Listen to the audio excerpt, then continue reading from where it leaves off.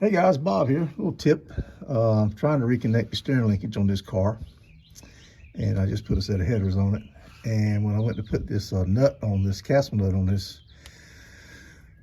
pitman arm, it wanted to spin on me. The shaft of the pitman arm wanted to spin, so it's tapered. So I took a bottle jack, and this is actually a Nissan jack. I don't know where I got that from. Probably out of an old car.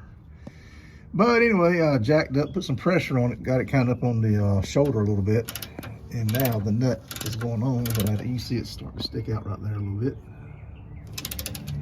It's just a quick and easy way of all the rest of them went on no problem. So there you go. Got to crank her down a little bit more, seat it better. Hope that helps you guys. Just a regular old bottle jack, any kind of jack.